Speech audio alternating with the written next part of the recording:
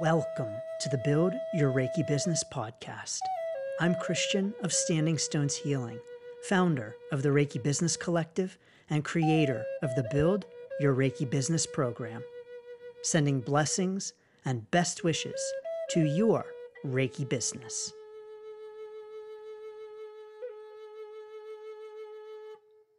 Greetings, welcome, and thanks for tuning in to this week's episode of the Build Your Reiki Business podcast. I'm Christian of Standing Stones Healing.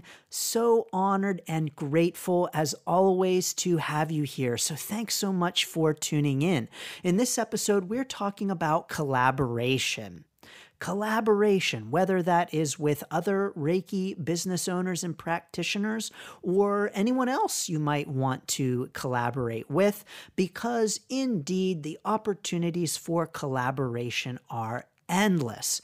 So when it comes to collaboration, the first thing that we might think about is actually forming a business with someone else, including another Reiki practitioner. So let's say that you have a Reiki practitioner friend and you are like, we should open up a Reiki business together. Let's do this together. That might be the first thing that we think of when we think about collaboration. Of course, there are plenty of other ways. We'll talk about those, but we'll focus in on this type of collaboration first.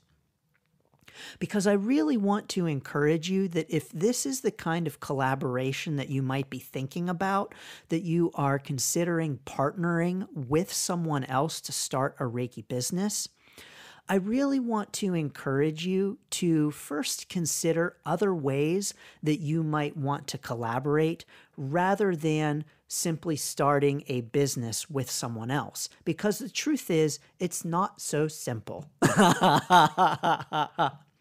You know, I've never been married, but my guess is that getting divorced is a lot harder than getting married. So my guess is that getting into the legal contract of a marriage is a lot easier than getting out of the legal contract of a marriage. Because when it comes to business, it's a lot easier to start a business with someone than it is to dissolve a business with someone. Now, of course, I talk about this in the Build Your Reiki Business program, but I really encourage anyone considering starting a business partnership, including with another Reiki business owner, to do some really hard thinking about whether or not that's really the best way to collaborate, because there are plenty of other ways to collaborate that are not such a big commitment, and that indeed might be a better fit for you and for your own Reiki business. So if you want to collaborate with another Reiki practitioner or some other kind of practitioner, yes, indeed, the possibilities are endless, and they are not limited to a business partnership and forming a formal business together. So other things that you could do, you could have joint sessions where the two of you are offering sessions together. So maybe another Reiki practitioner and the two of you offer joint sessions, so the two of you together in one session. Or you're partnering with practitioners of other modalities and you are offering those joint sessions together. So let's say, for instance, you're a Reiki practitioner and you know a sound healer and you would like to collaborate and offer joint sessions together. That would be really awesome. You know, I play the Native American style flute and I'm a Reiki practitioner and I use the flute in my Reiki sessions, but it would be really awesome to have someone playing the flute during the Reiki sessions. So that's just one for instance. And so that is a way that you can collaborate where you are offering joint sessions together. Other ways, you could offer joint workshops. So Offer a workshop together where you are creating a workshop together and then offering that workshop together. Maybe a course where you are writing and teaching a course together, whether it is a Reiki class or some other kind of training program. You could also create products together, so collaborate in the creation of products. Maybe you have a friend who creates jewelry and you are the one who infuses the pieces with Reiki, for instance. So really and truly, the possibilities are endless, and you do not need to limit yourself to one way of thinking about collaboration. I will say that if you are collaborating with another practitioner and money is involved, now this, of course, is for the US. So know that my knowledge of business is for US-based Reiki businesses when it comes to the technical aspects. But one thing that you could do is that if you are receiving money, let's say, for instance, for the joint sessions or the workshop, one of the partners, one of the practitioners, is the one who processes, receives the money, and then you pay the other practitioner. Well, I should say your business pays the other practitioner. And please know that if you are paying another practitioner more than $600 in a tax year, you want to issue them a 1099. So have them fill out paperwork for a 1099 and you issue them a 1099 if the payments are going to be more than $600. So just be aware of that. But you can indeed handle the money that way, where one partner handles the payments, receives the payments, and then just simply pays the other partner their share of the earnings from the sessions, the classes, the workshops, whatever it might be. So that's one way to handle it. And probably the easiest way to handle it, rather than having a client pay two separate practitioners. You know, we always want to make it as easy as possible for the client. And so the less challenges that the client has in scheduling and payment, the better for the client. And if it's better for the client, oftentimes it's going to be better for you as the business owner. So that's one way of handling it. But workshops, classes, sessions, products, so many different ways. Now, if you are interested in collaborating with another practitioner or another Reiki business owner, I want to encourage you on some ways to approach this. I encourage reaching out to that other person you want to collaborate with some kind of vision for what you might be thinking. You know, some kind of idea, something that you might have in mind. And so, for instance, if you want to collaborate with someone, you're like, oh, I like what they do. It would be really great to work with that person, but I just have no idea how we might work together. I recommend having some kind of idea of how you might like to work together first before approaching that other practitioner. Because here's why. When it comes to proposing things to people, we want to give them something to accept or reject, and we want to give them some kind of concrete something to consider.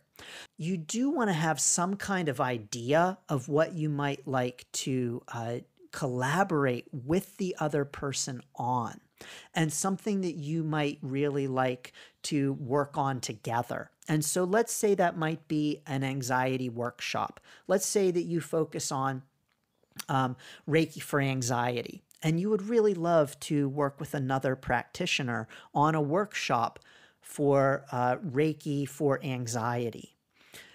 Reaching out to that person, and rather than saying, hey, other Reiki practitioner, I would love to collaborate with you, get something concrete and specific. It doesn't have to be set in stone, but to reach out to them and say, hey, other Reiki practitioner, as you may know, I specialize in Reiki for anxiety. And I know that you do X, Y, and Z, and I'm wondering if you might be interested in collaborating on a workshop about Reiki for anxiety, or fill in the blank. And so that's something concrete and specific that the other practitioner, the other business owner can really think about and say, am I interested in this? Do I want to take this on? Let me even find out more information. Let's have a conversation about this. Whereas if you just reach out and say, hey, I'd really love to work together, there's nothing there for the other Reiki business owner to consider. So there's no offer there to consider. It's just, hey, I'd love to work together. Okay. Have no idea what you're envisioning, and so I have no idea what I might be saying yes to. And if you're not going to offer me something to say yes to, then I'm just going to say, you know what? Contact me back when you have an idea of what you want to do. And then I'll be able to say yes or no to it. So when we reach out to collaborate with another practitioner, we want to make sure that we have some kind of idea of how we might like to collaborate, and not just an idea of, oh, I love what you do and I'd love to work with you.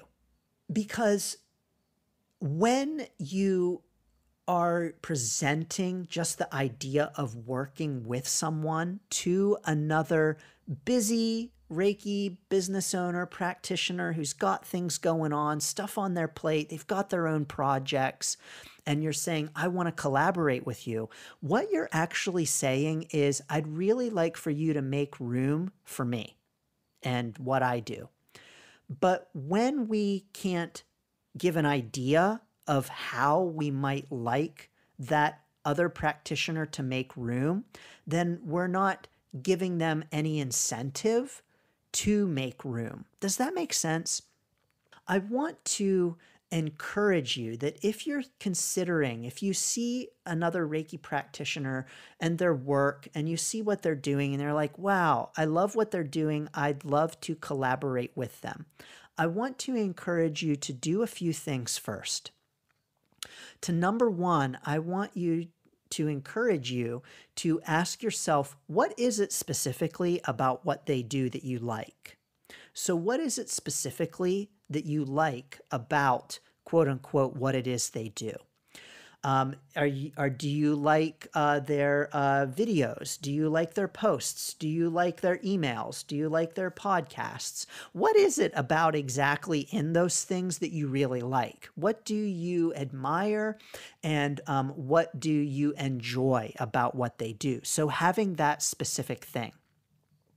And then bringing that as part of your discussion with that other practitioner to say, hey, practitioner, I follow your posts and I really like that you do XYZ, or I really like how you do this. I really like this, whatever it might be, but have that specific. So approach that person showing them that you know what they do and that you like what they do, and specifically you like certain things that they do and that you can name what those things are.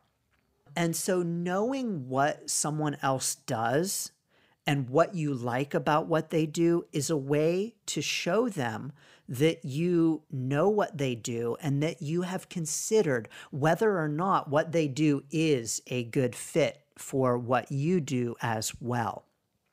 So I want to encourage that first. Know what they do. And when you enter into the conversation, be able to talk about what it is they do that you like and that you think is a good fit and complements what you do as well.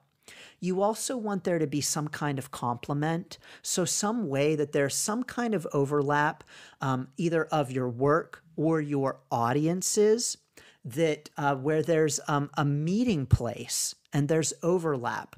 And so oftentimes when it comes to collaboration, It's about doing things like sharing audiences and helping each other to widen their audience base and their reach. And so, what that means is that you want there to be some kind of overlap between your audience and their audience in terms of the interests. You know, the person that you are approaching for collaboration is going to ask themselves, what's in it for me? And that's not a rude thing. That's not a selfish thing. That's just the reality. You know, when we have our own projects, when we have things going on, we're obviously always going to ask, okay, what's in this for me? How am I going to benefit from this? Because I got all my other stuff I'm doing, and this is something that I need to make room for. And so what's the benefit to me to make room for it? So you'll always want to be able to answer the question for the person you're approaching of what is in it for them. What are they going to get out of it? Whether it is an increased audience, payment, who knows, whatever it might be, it doesn't matter exactly what it might be. Well, it will matter to the person you're approaching, but you'll want to have something that's in it for them. Now, I'll give you an example from my own Reiki business because I have indeed reached out to others for collaboration and have done this in a successful kind of way. So years ago, I reached out to a Reiki business owner friend who was really into affirmations. She was posting about affirmations. She was asking, for affirmations. She was writing affirmations. She was really into affirmations. And I play the Native American style flute. And I thought, it would be really awesome to collaborate with this person where we're doing an affirmations and Native American style flute recording. That would be so awesome. And so what did I do? I reached out to this Reiki business owner who I knew, and I said, hey, this is my vision. This is what I'm thinking about. What do you think? And it was very specific. You write and record some affirmations, send me the recording. I will play and record my Native American style flute to it, and then we will have this recording together. And I also said, it will be my recording. It will be your recording.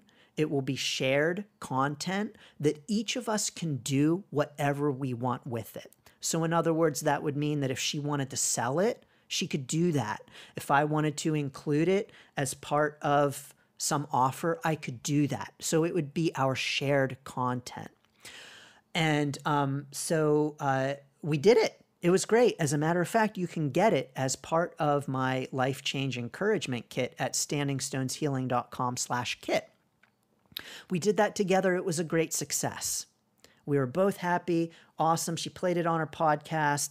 It was just a great project that we did together. It was mutually beneficial. I was very clear about my vision for that project. I gave her something to accept or reject and wasn't just like, oh, I know you like affirmations. Actually, what many people will do is just reach out and say, hey, we should just do something together. Not even, I know you like affirmations.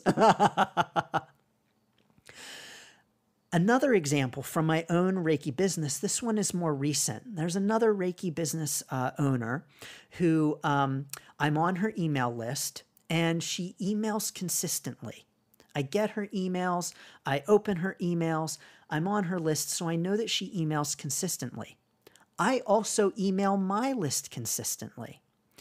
And I like and respect her. She does good work. She's great. And she offers a great free offer as well. And so I reached out to her and I said, hey, Reiki business owner, I'm wondering if you would be interested in trading on our lists, sending out that free offer. You have a good free offer. I like it. I have it myself. I trust you. I like you. I like your free offer. I'm happy to send it out to my email list so that they can get it and benefit from it too. and get on your email list. Would you be willing to send out my free offer to your list? That, of course, would be of interest to your list, and send it to them so they can benefit from it as well. And the answer was, of course, yes. And so we each did that. We sent out our free offers to our mutual lists. And so that was a great way of collaborating. I knew her work. I knew what she did because I follow her and I am on her list. So I knew that she was doing the same kinds of things that I do, that she was consistent and showing up, and that there was mutual benefit in it. And so we were able to collaborate in that very specific way that was mutually beneficial, a piece of cake for each of us. It was not hard, did not take a lot of time, and it benefited our own audience as well because they had the opportunity to get that freebie too. So these are some examples of ways that we can successfully collaborate, but the real encouragement here is for some preparation, knowing how you might want to collaborate with another Reiki business owner and being really clear on that collaboration and what your vision is. Again, it doesn't mean that there isn't leeway for how you might work together, but we want to be approaching someone. It's almost like you're approaching a potential employer. Now, of course, it would be a collaboration and it wouldn't be exactly the same. But when you're approaching a potential employer, what are the things that you want to do? You want to show them that you know who they are, that you like what they do, and that you feel that you bring things to them and can assist them and help them, and have a mutually beneficial working relationship. And that's really what it all comes down to, a mutually beneficial working relationship. So get out there and collaborate. You know, there are so many practitioners out there to collaborate with, not just Reiki, but other kinds of practitioners as well. So many ways to collaborate. The possibilities are as infinite as Reiki.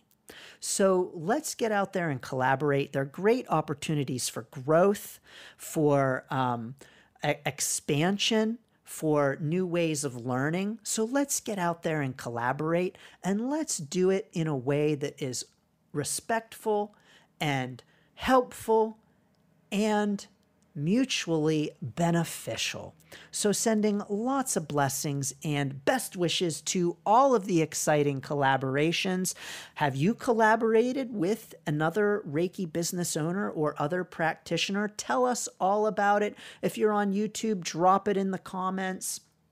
Feel free to reach out and let me know. Always, I am happy to hear about the collaborations. It's exciting and wonderful.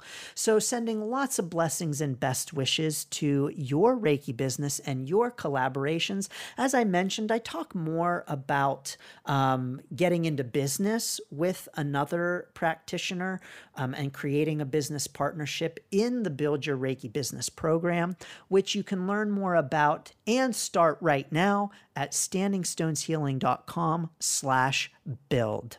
Sending lots of blessings and best wishes to your Reiki business. Thanks for tuning in to the Build Your Reiki Business podcast. Please like, share, subscribe, and send to a friend.